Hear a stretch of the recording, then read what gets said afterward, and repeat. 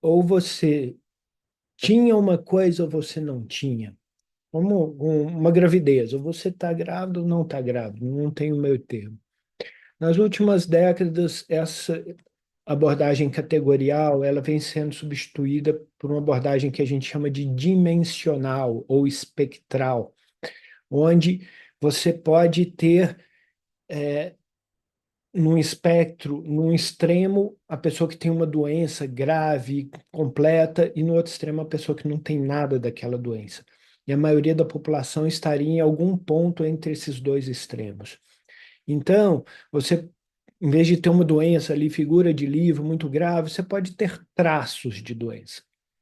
Então, hoje a gente fala em espectro bipolar, em transtorno do espectro autista, alguns transtornos que há 20 anos atrás não eram muito reconhecidos, passaram a ser reconhecidos como TDAH no adulto. TDAH antigamente era uma coisa de criança apenas. Então, começou a se reconhecer que o adulto pode ter o TDAH de uma forma atenuada, um pouco diferente da criança. Tudo isso tem aspectos positivos, né? A gente começou a reconhecer condições que mereciam ser tratadas e antigamente não eram tratadas. E está mais de acordo com a neurobiologia das doenças mentais. Realmente, quando você estuda a biologia das doenças mentais, você vê que há uma certa sobreposição entre os transtornos, há uma grande variabilidade, uma heterogeneidade entre os pacientes que faz sentido com essa abordagem dimensional. Porém, tem um aspecto negativo, é que, curiosamente, alguns transtornos passaram a ser, entre aspas, atraentes, sobretudo se eles forem leves, porque às vezes é uma resposta para a pessoa, para questões que seriam muito mais complexas para resolver. Tá, eu tenho esse diagnóstico, então tá, é por isso, não vou fazer mais nada. Às vezes isso ocorre na realidade. Então, esse é o fator da psiquiatria. De outro lado, tem o impacto da internet. E hoje, as redes sociais, em particular o Instagram, ou outras aí que eu nem conheço, onde você tem informação rápida e de alto impacto. Mas a maioria das vezes é rasa e simplista. E isso levou a uma proliferação, quem entra no Instagram vai ver isso, de vários especialistas, entre aspas, em TDAH, em TEA, em bipolar, todos esses que têm o espectro. Dificilmente vocês vão ver no Instagram um especialista em esquizofrenia, que é algo que não gera muito engajamento, né? E com isso, o espectro e uma informação rasa e simplista faz com que o limite entre você ter ou não ter a doença fique pouco preciso. Ou você tem essa doença ou outra, fique também pouco preciso. Então, o que que acontece?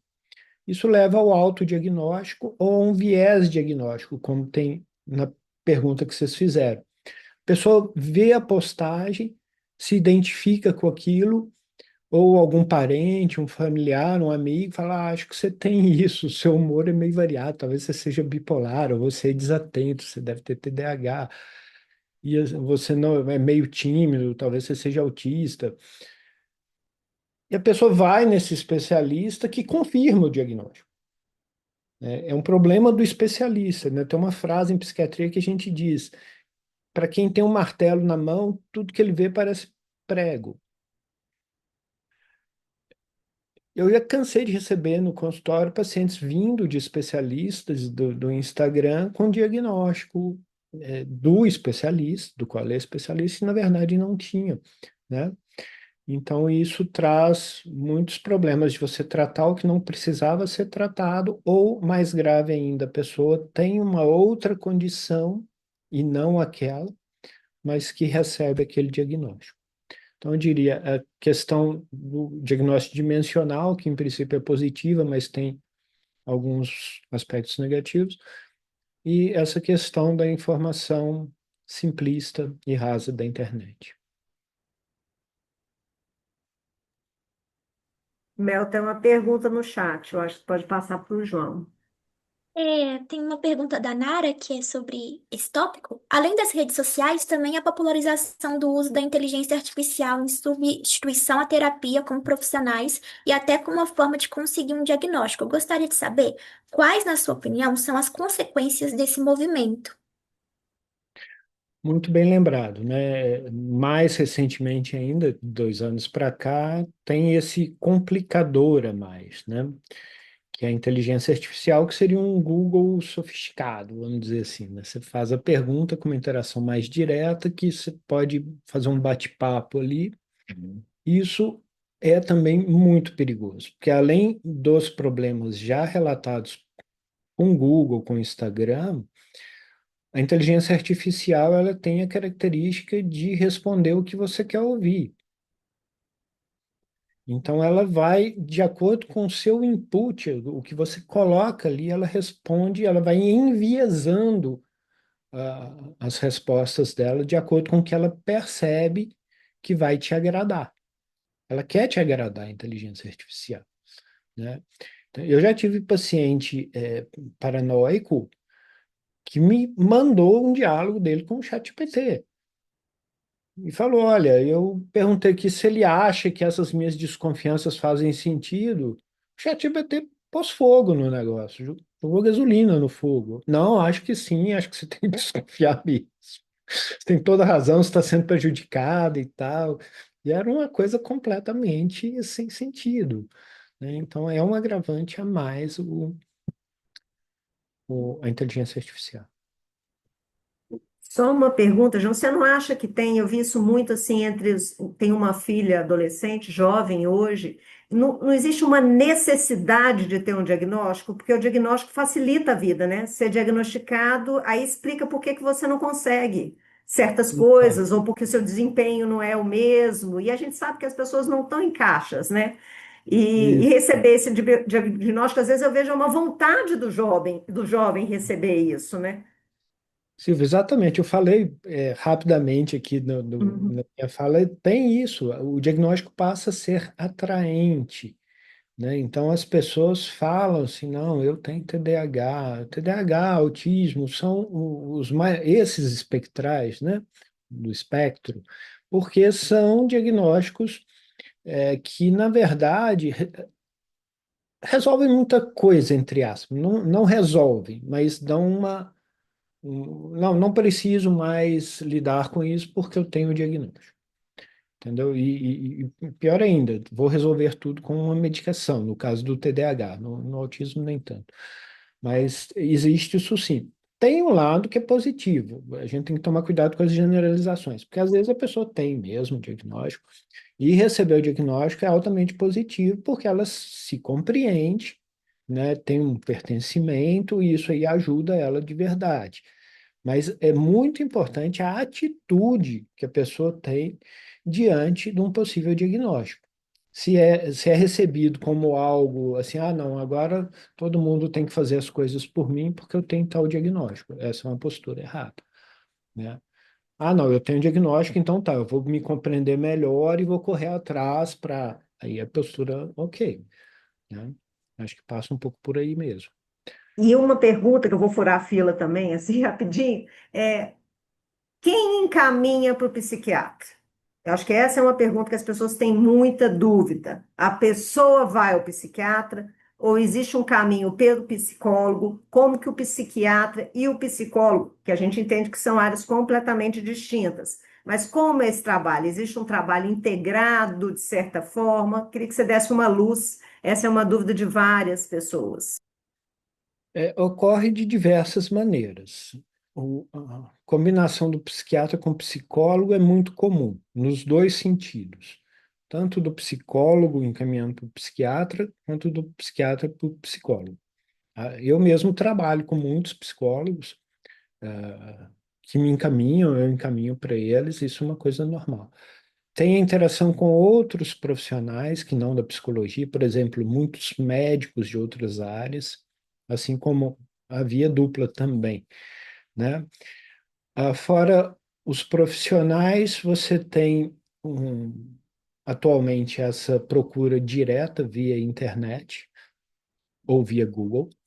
Hoje quase todo profissional tem uma atuação em internet, que seja ter um site ou uma atuação mais importante em rede social. Tem a indicação de familiares e amigos. Por exemplo, boa parte dos meus pacientes, eles vêm por indicação dos próprios pacientes que indicam. Então, as fontes são várias, né, de indicação. Doutor João, eu estou aqui ajudando a Mel a coordenar e tem uma Certo. pergunta da Heloísa que é se existe alguma relação entre a sobrecarga cognitiva e o TDAH em crianças que crescem sob o constante estímulo dopaminérgico, tanto da internet como de redes sociais. Sim. Isso até tem a ver um pouco com a outra, para a próxima pergunta, que vai focar um pouco em TDAH. Mas sim, hoje é fato que praticamente todas as pessoas, eu diria, não só crianças, adolescentes, adultos também, estão mudando um pouco a modo do cérebro funcionar. Nós estamos sendo bombardeados por uma quantidade enorme de informação, tá? Isso gera em todos nós, vocês mesmos, acho que cada um de vocês pode olhar para si próprio e constatar se isso é verdade ou não. Nós todos estamos mais intolerantes à concentração, nós todos temos uma demanda por estímulos imediatos. A forma como os filmes são feitos hoje mudou. Porque se você pega um filme da década de 80, a velocidade dele é diferente, né? As músicas mudaram, elas têm que ter mais estímulo, porque o mundo está mudando nesse sentido. Para onde a gente vai, eu não sei, mas é meio um caminho sem volta. Dito isso, assim, se eu estou falando para todo mundo, para nós, inclusive adultos que temos consciência, imagina para as crianças, para os adolescentes. Por isso que há toda essa campanha de retardar ao máximo a exposição das crianças a toda essa avalanche de informação e de estímulo que tem. Porque vai gerar sintomas que muitas vezes se confundem com o TDAH mesmo, né? Que é essa aversão à concentração, né? Ficar ali no que está tão na moda hoje, né? A dopamina barata e tal. Não precisa ir muito longe, basta a gente olhar para si próprio. Todos nós estamos com isso. Eu tenho um caso que eu conto, assim, meus meninos hoje estão adolescentes também, mas quando eles tinham uns 10 anos, eu falei para eles, olha, eu vou mostrar um filme da minha época, eu todo orgulhoso. Não, na época tinha filme legal também, e tal. Escolhi De Volta para o Futuro. Comecei a colocar o filme. E os dois lá assistindo e tal. Passou uns 10 minutos de filme, eu falei assim, e aí, vocês estão gostando? Aí eu só, não, pai, é até legal e tal, mas devagar, né? Filme é devagar demais. E o pior, eu estava achando o filme devagar. Eu não lembrava que esse filme era tão devagar assim. Isso mostra assim como que a gente está mudando, mesmo quem é mais velho. Doutor João, tem uma outra pergunta aqui da Maria, que é, opa, mesmo com a popularização, ao mesmo tempo ainda existe o tabu com relação a essas doenças, né?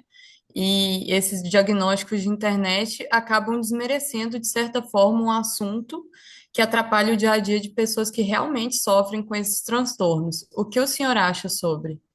Eu acho que é perfeito. Essa informação que está contida na pergunta é muito pertinente. Então, quando você banaliza um diagnóstico e confere esse diagnóstico a quem não tem, você está prejudicando quem realmente tem, né? Então, é um pouco complicado. Você pega, por exemplo, até essa questão, por exemplo, as pessoas do espectro autista, do TDAH, elas têm alguns direitos a mais, por exemplo, como estudantes, né? Tem cotas, etc. e tal, em algumas situações. Mas a gente vê na prática pessoas que não têm um diagnóstico que conseguem esse tipo de coisa. E se isso ocorre num volume muito grande, quem que vai ser o maior prejudicado com isso? Quem realmente tem, né? Porque vai disputar dentro ali das cotas com quem não tem nenhum tipo de deficiência, né? Por exemplo, o TEA, né, o transtorno do espectro autista, em algumas vezes ele implica numa deficiência, em outras não. Mas por lei, ele se enquadra na deficiência. Então isso gera problemas, entendeu? E vai prejudicar justamente quem tem, de fato, o problema. É bem complicado. Talvez seja interessante a gente ver a próxima pergunta, né? Porque ela tem muito a ver com isso, acho que acaba complementando a discussão, né? Vocês querem falar a pergunta? Por favor? Nosso O próximo item tópico, 2, né? então, é o Eu acho que é o diagnóstico, item 2, né? Uhum. é o diagnóstico por TDAH e os critérios clínicos. Tópico central vai ser como diferenciar o TDAH de ansiedade, depressão ou sobrecarga cognitiva e o que realmente caracteriza essa desatenção patológica versus os traços de personalidade. Uhum. Essa pergunta eu vejo como uma complementação ou até um exemplo prático da pergunta anterior, né? O TDAH talvez seja o campeão de popularidade nas redes sociais, né? Você quer fazer sucesso na rede social, fala de TDAH. Por quê? Ele é um diagnóstico, entre aspas, atraente.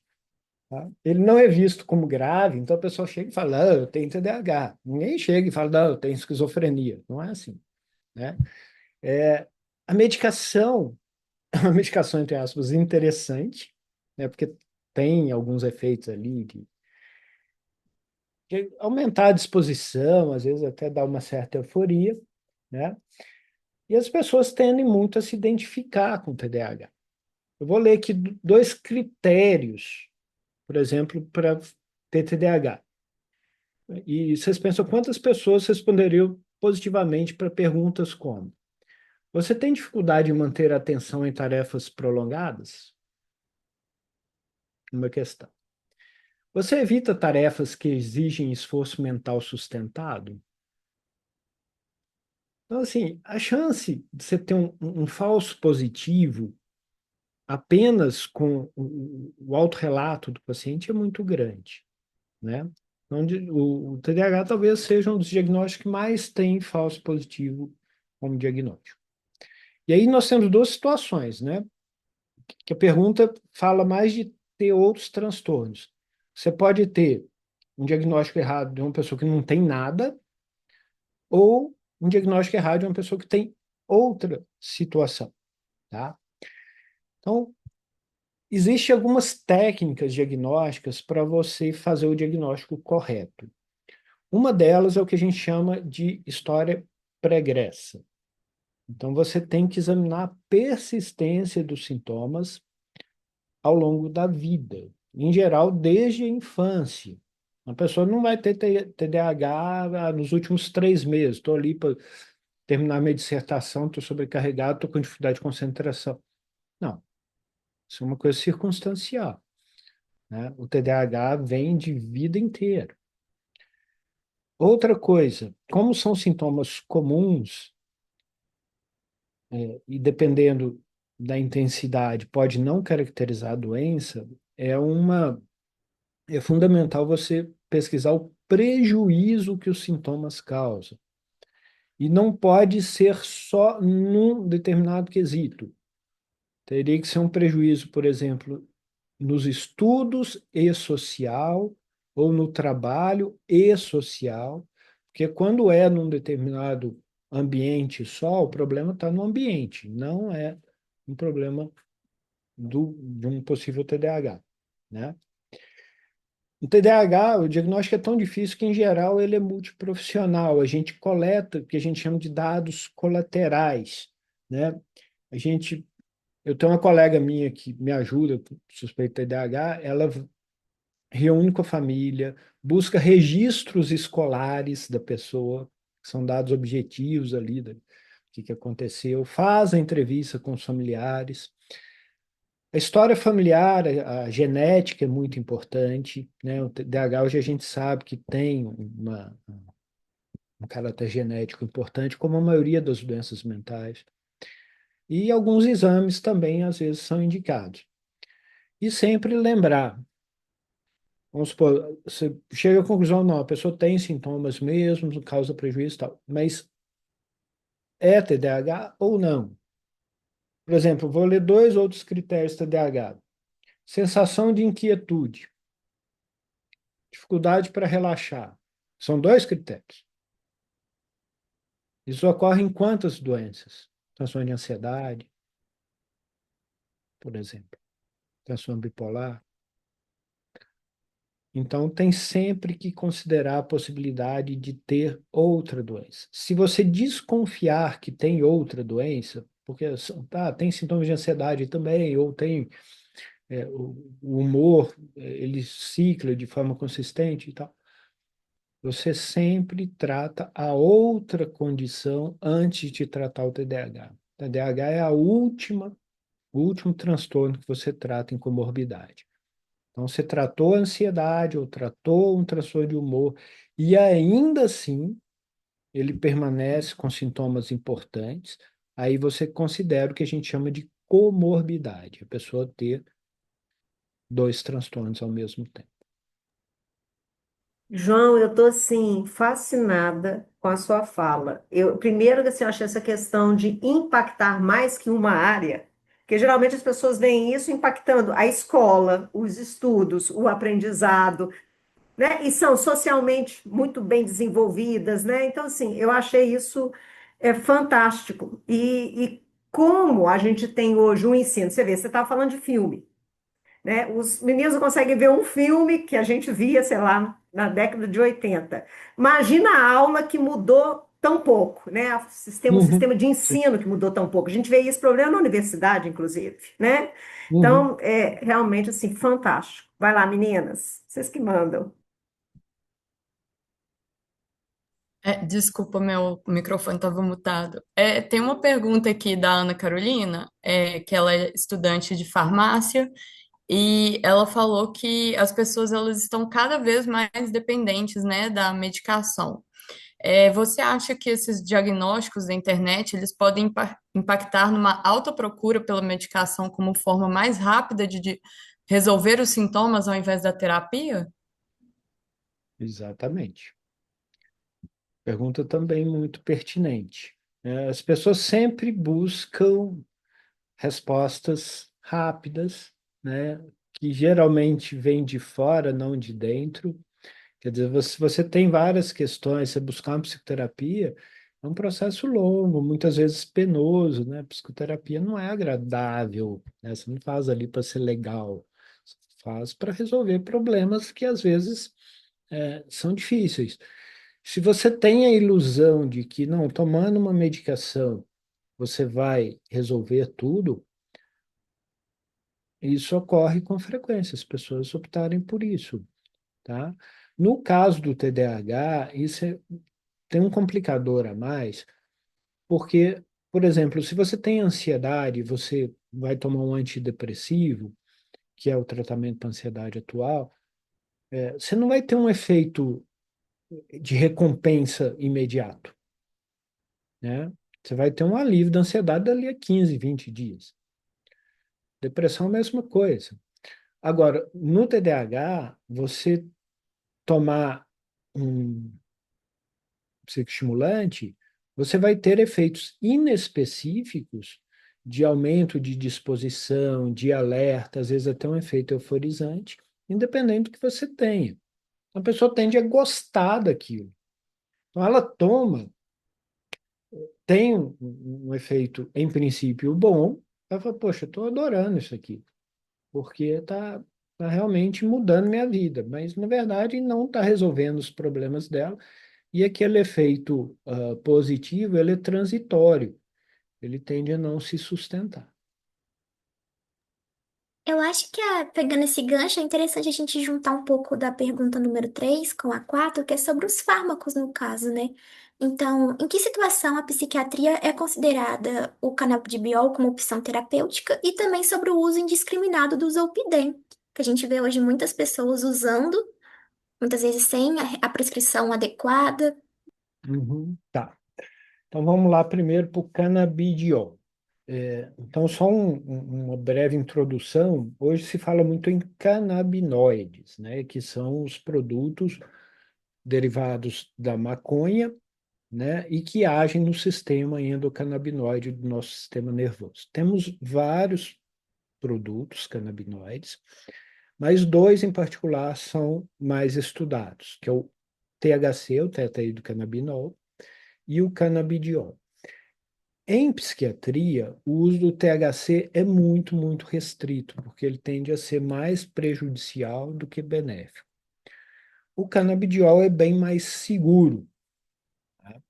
Então a gente vai falar mais do canabidiol do que do THC. O THC é o que dá o barato da maconha, né? Os efeitos psicotrópicos. O canabidiol, não. Também algo que é importante dizer, o mercado movimentado, o mercado de dinheiro movimentado pelos canabinoides é enorme. O canabidiol, hoje, o custo, se você for usar, ele sai em torno aí de R$ 2.000 por mês. Então, há uma pressão enorme da indústria para vender os canabinoides. Novamente, você entra nas redes sociais, está lá assim, médico, você ainda não domina os canabinoides, tal, você está ficando para trás, é medicina do futuro, serve para tudo e tal. E na verdade não é assim. Quando você vai pesquisar as evidências de qualidade, são muito poucas ainda, tá?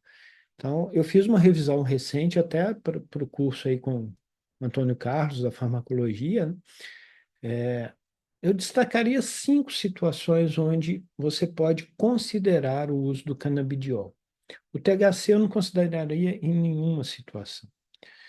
É, Seriam transtornos de ansiedade,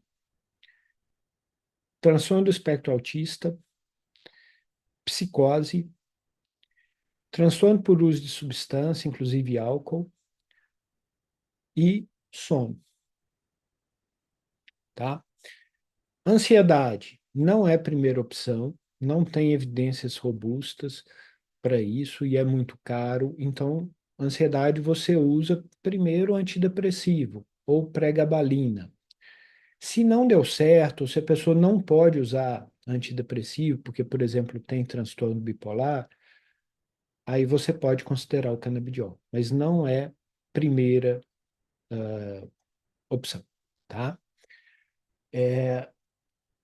Transtorno do espectro autista. Aqui é o único transtorno psiquiátrico que tem alguma evidência para o THC, mas seu uso em crianças deve ser bem restrito pelo risco sobre o neurodesenvolvimento. Mas tem dados interessantes do canabidiol ou do canabidiol mais THC. Eu mesmo tenho alguns pacientes adultos com TEA, eu não trato crianças, que tiveram boas respostas ao canabidiol. Transtorno por uso de substância, doses altas de canabidiol, em torno de 800 miligramas, tem dados interessantes para dependência de álcool e nicotina e maconha. Aqui, o uso pode ser mais interessante porque nenhuma das três tem tratamento de boa qualidade. Você não tem medicação boa para tratar álcool, nem nicotina, nem maconha. Então, é promissor, mas ainda incipiente. Sono. Tem evidências boas também, o canabidiol é seguro, mas o efeito é fraco. É um efeito semelhante ao da melatonina, tá? Então, para casos leves e tal, como ele é bem tolerado, pode ser considerado. E psicose, doses altas também, que implicam custo financeiro, pode ser usado em casos refratários. Então, vejam que no conjunto é bem limitado. Eu vi, né, que apareceu até uma pergunta já adiantando, alguém perguntou de epilepsia. Vejam bem, eu estou me restringindo a transtornos psiquiátricos. Epilepsia é um transtorno neurológico.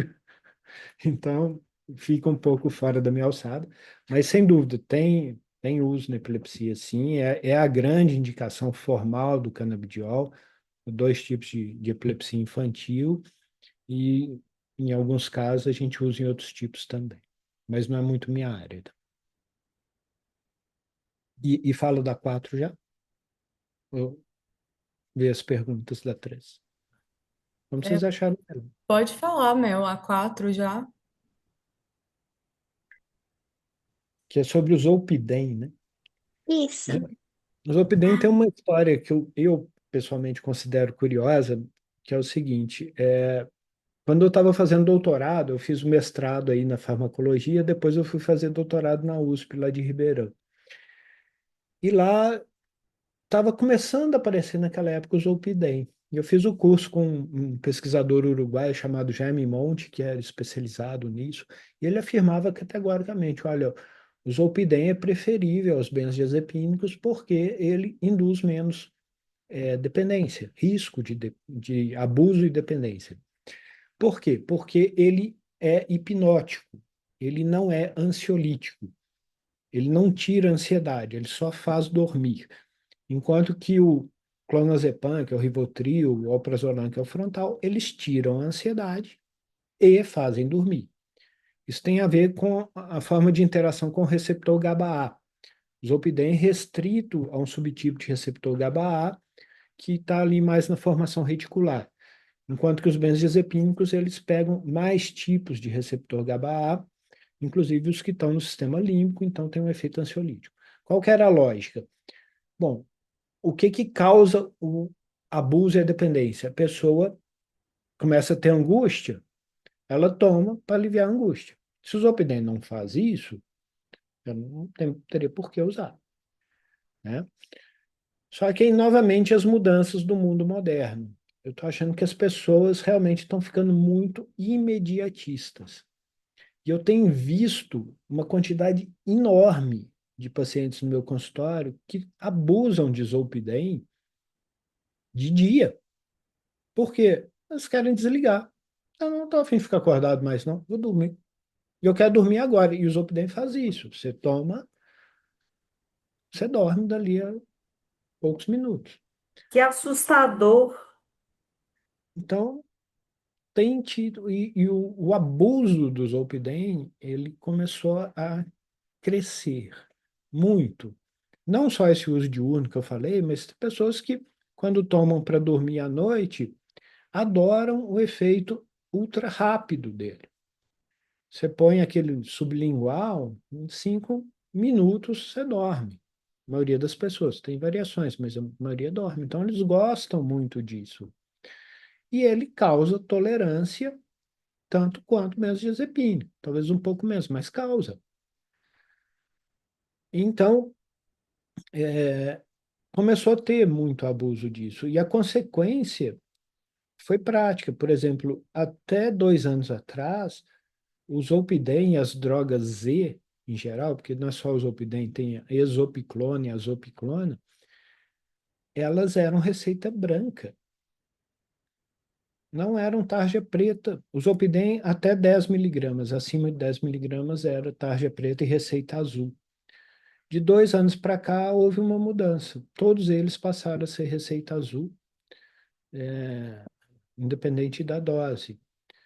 A interpretação que eu faço é essa, esse imediatismo que nos caracteriza atualmente. Então, o Zolpidem, mesmo não sendo ansiolítico, como ele apaga a pessoa, ele passou a fazer sucesso dessa maneira. Foi uma mudança recente, né? Eu já Oi, vi. menino. Uhum. Não, é que é só um comentário que eu já vi falando que tem gente que toma o Zolpidem junto com outras substâncias e vai para balada, vai junto com substâncias que excitam, né? E vai para balada, vai fazer essas coisas para tentar, tipo, a pessoa tenta continuar acordado e toma o negócio. Que não faz sentido, né? Mas De fato, isso aí eu tenho um pouquinho de dificuldade de compreender, porque todos vocês já devem ter ouvido falar de pessoas com comportamento de risco, né? Às vezes até de uma forma bem mais simplória, toma em casa e não vai dormir, porque tinha pessoas que fazem isso, não, eu vou tomar e vou esperar fazer o efeito aqui no computador, aí no outro dia acorda com um monte de compra que a pessoa fez, ou então pode ir na geladeira e comeu um monte de coisa e não se lembra. O Zolpidem, o certo é você tomar já deitado, porque se você toma e se expõe a uma estimulação ambiental forte, você é quase como se ficasse sonâmbulo, né? Você continua ali respondendo de uma forma precária ao ambiente, mas você é capaz de fazer coisas, mas sem ter a menor noção do que você está fazendo ou, né, lembrança do que você no dia seguinte, né? Nossa, eu estou impressionada. Eu sou do tipo de pessoa que nunca tomou nenhum remédio, nem para dormir, nem antidepressivo. Sou completamente drug-free. Isso tudo para mim, assim, é como que nós estamos hoje, né? Eu estou assim chocada. Vão lá, meninas.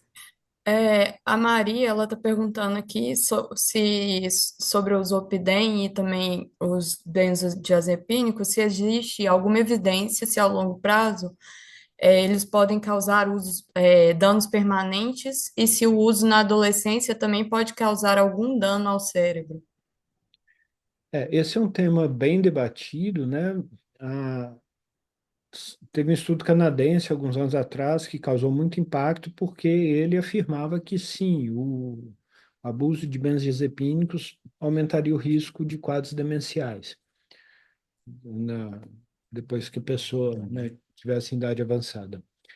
Isso gerou muito alarmismo, mas é claro, isso tem a ver com tempo de uso e dose, que há uma relação, parece que há, mas o limite assim para ser algo com risco não está claro, né? O uso que eu faço, tanto do Zolpidem quanto dos benzodiazepínicos no consultório, é uso em crise. A pessoa está em crise, são ótimas opções porque o efeito é imediato, né? Você toma, a pessoa tem um bom efeito, mas quando você prescreve, você já avisa a pessoa, olha, nós vamos ter que reduzir e retirar em breve. Até 3 meses de uso parece razoavelmente seguro. Tem pacientes, é verdade, que usam cronicamente, às vezes porque até já chegou tomando e eu tenho a maior dificuldade de tirar. É sempre um objetivo tentar tirar, mas alguns pacientes são muito resistentes. E aí eu faço um trato. Assim, ó, desde que você não aumente a dose, mantenha essa dose baixa, isso é tolerável. Tá? Claro, crianças, adolescentes, essa regra do uso de curto prazo, ela é mais importante ainda. Você não vai expor um adolescente a um uso crônico, né, que pode gerar uma dependência. Mas um uso agudo, não tem problema não. Acho que ele pode ser feito e é para isso que ele serve, o bom uso do benzodiazepínico e do zolpidem.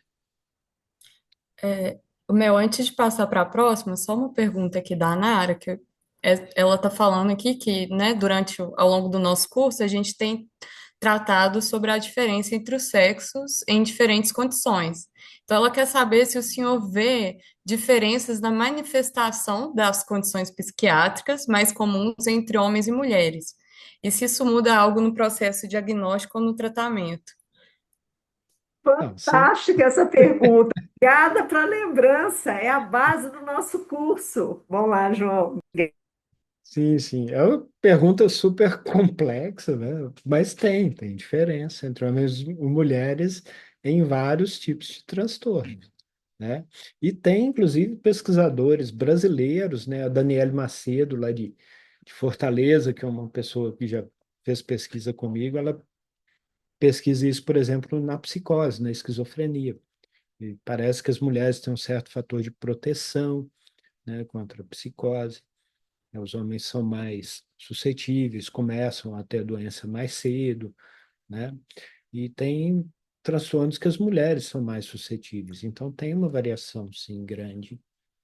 E o Os papéis próprio de hormônio. TDAH, João, você fala, teria assim, eu não sei nem se você vai ter esse dado, porque lógico que envolve, né, um tipo de pesquisa, mas você acha que teria assim, o TDAH seria mais frequente em meninos do que meninas, ou não saberia falar sobre isso? A literatura fala, Silvia, é que, aí falando de crianças, tá? Uhum. Nas meninas, o subtipo desatento é mais comum.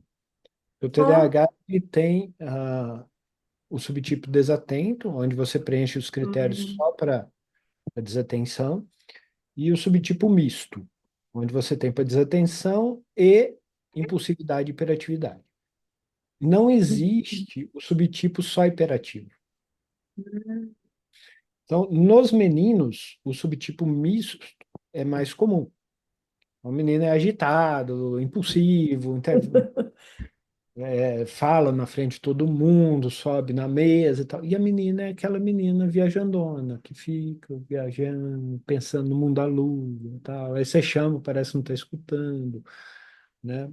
Então tem essa diferença. Entendi. E por isso, ah, o diagnóstico nas meninas chama menos atenção e às vezes passa mais batido, né? Um menino que tem um TDAH típico é difícil não passar batido, porque ele realmente chega e toma conta do ambiente, né?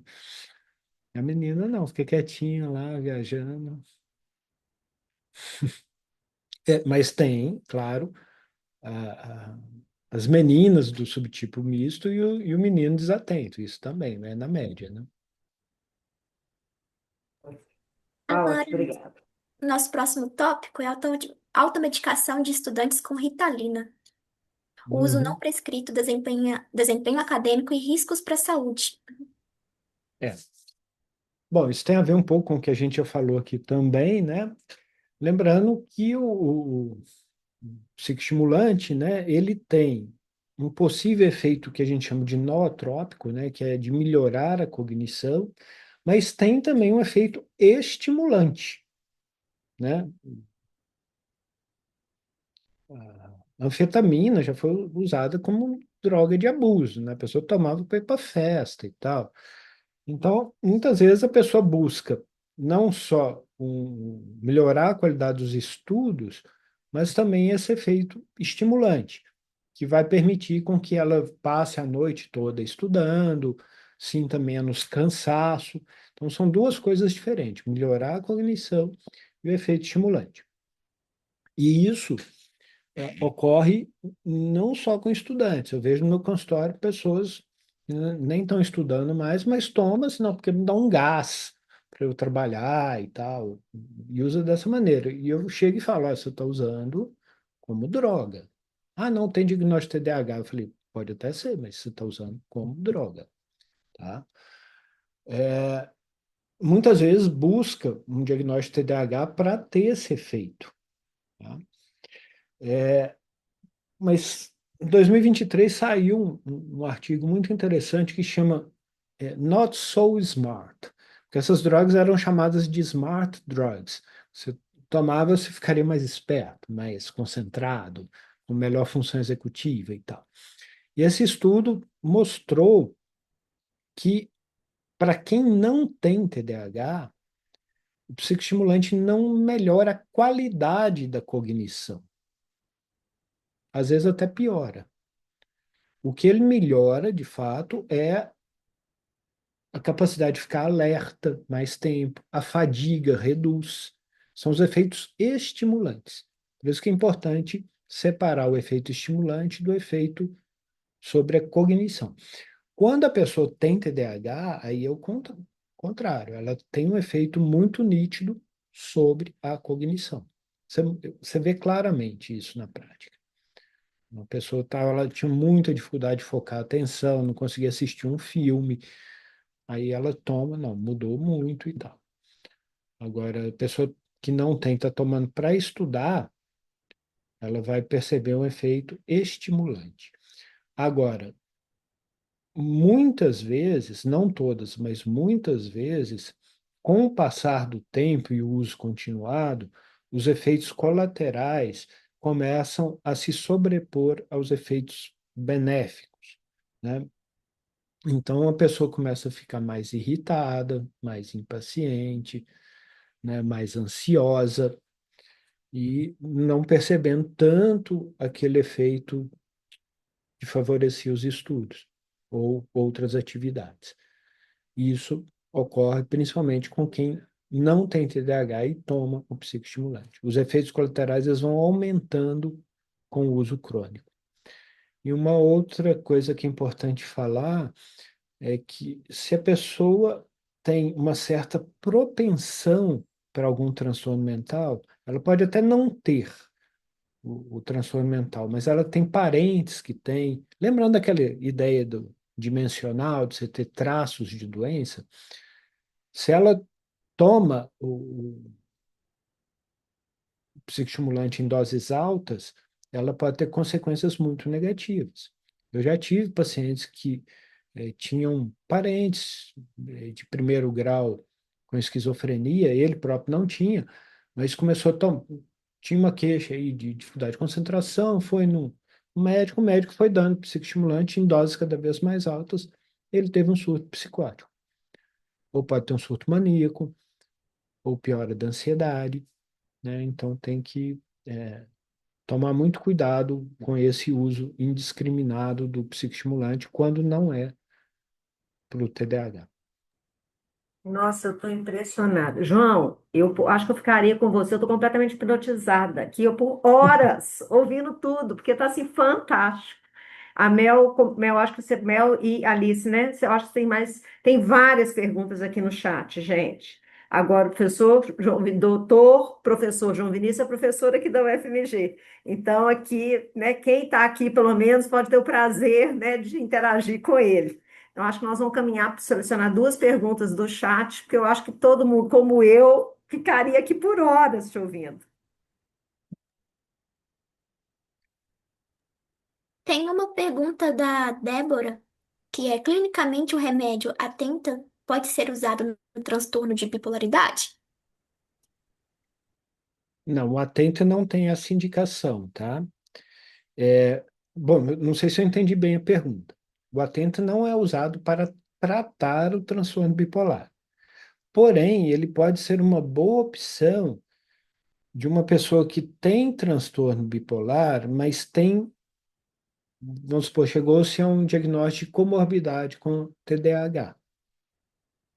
Uma pessoa fez a avaliação, o psiquiatra fez a avaliação, chegou à conclusão, tem transtorno bipolar e TDAH, que é um diagnóstico difícil, tá? Esse diagnóstico dessa comorbidade. Para você chegar nisso, como eu falei antes, você tem que tratar muito bem o transtorno bipolar antes e, depois de tratar, chegar à conclusão que ainda precisa melhorar a atenção. Nesse caso, o Atenta é uma boa opção. O psicoestimulante não está totalmente contraindicado. Se a pessoa tiver em uso adequado de estabilizador do humor, pode fazer um uso cuidadoso do psicoestimulante. Mas o Atenta é uma opção mais interessante porque leva a um risco menor de desestabilização do humor se comparado ao metilfenidato ou à lisdexanfetamina, tá? Então, não sei se eu respondi, eu acho que era isso, né? Usar como na comorbidade, né?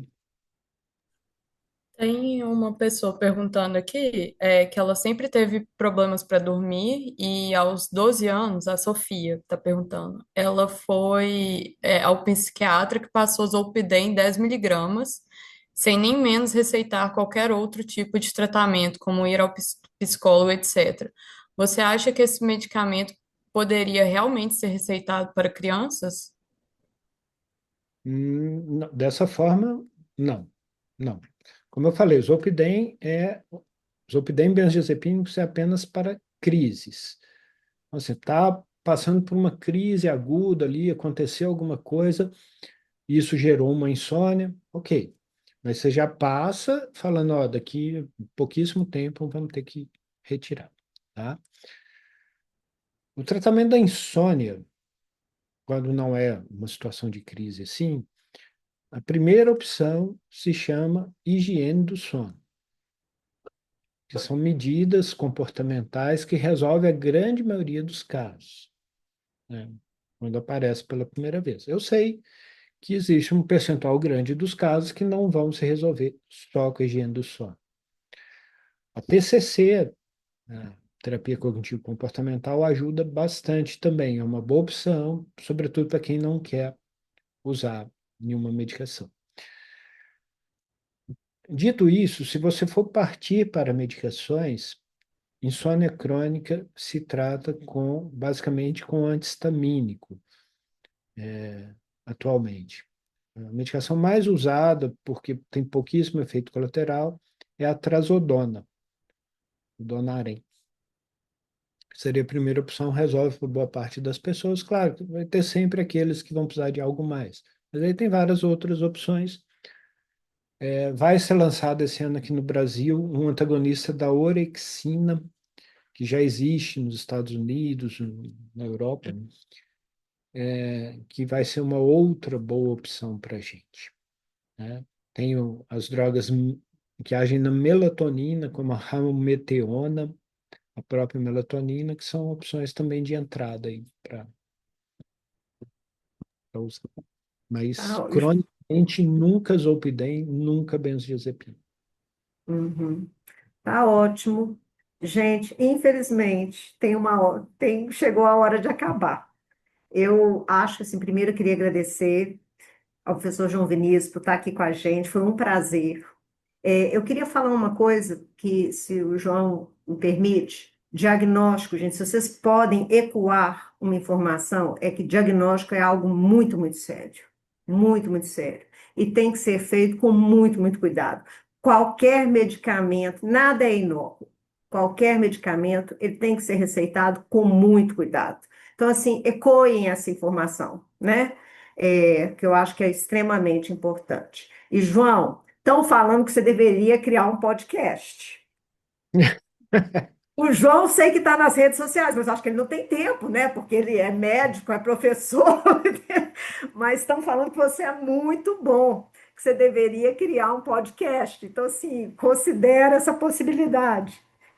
Obrigado pela força. Eu tenho pensado sobre participar um pouco mais desse mundo das redes Aham. sociais. Confesso que tenho um pouquinho de dificuldade com isso. Acho que pode ser bom, porque pelo menos você não precisa pôr a cara ali Exatamente. no Então, áudio. pois é, considera aí, tem essa possibilidade. Obrigada por ter aceitado participar do nosso curso de verão. As pessoas ficaram encantadas com esse momento aqui com você, tá? Muito obrigada mesmo. Silvio, eu te agradeço muito essa oportunidade, né, de interação, que é sempre muito boa, e a oportunidade de te rever e Aham. com os estudantes. Tá Obrigado. ótimo. Muito obrigada, viu? Então tá, Valeu. gente. Obrigada, João. Até mais.